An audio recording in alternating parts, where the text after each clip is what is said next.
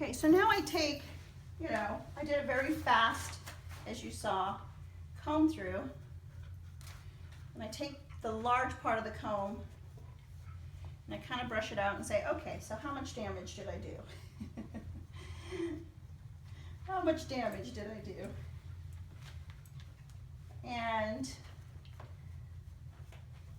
it's not too bad, but what you can see, it's kind of uneven.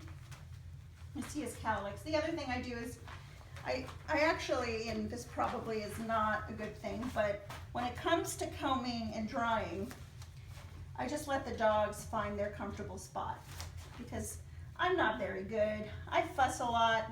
I'm sure a groomer could do this a lot faster, but you know, for me to try to get them to stand on the table at attention, to be groomed without using the arm, is too much for me at this point.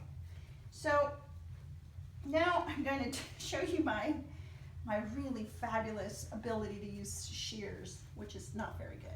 It actually, when I got really comfortable with the feet and the face, for the most part. The face is hard for me just because of angles.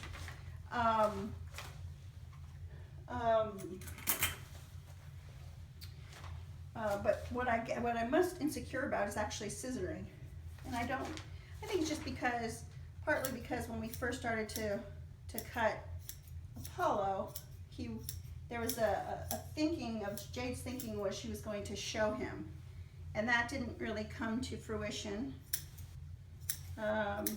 Longer story, but it didn't come to fruition, so I was really worried about ruining his lines. Now, I just want to do it so that the dogs don't actually look like they've been abandoned. So as you can see, the comb, probably because the fur is not a clean fur, Jillian probably will confirm that, and she's probably cringing that I'm using my good scissors on unwashed hair, because they won't last. But, you know, for me, both, especially Storm, but both Storm and Isis are my kind of guinea pigs. And I just go for it and try not to feel too intimidated. But I figure if worst comes to worst, I can beg someone to actually clean them up for me, like at a groomer's shop, or I sent you a link to Sudsy Mutt. Jade works there on Saturdays. And I actually don't take the smaller dogs to Sudsy Mutt because it's really not a good use of money. I don't need a big bathtub to wash them. I don't need 2 hours to dry them. If they don't actually get blown dry, they get towel dried and free dried, or whatever you want to call it. So I don't do that. Sudsy Mutt costs $19, $20. They actually have a service dog discount, and easy to use. There's people there. The groomer there is Shelby. She's fabulous. Jade's boss.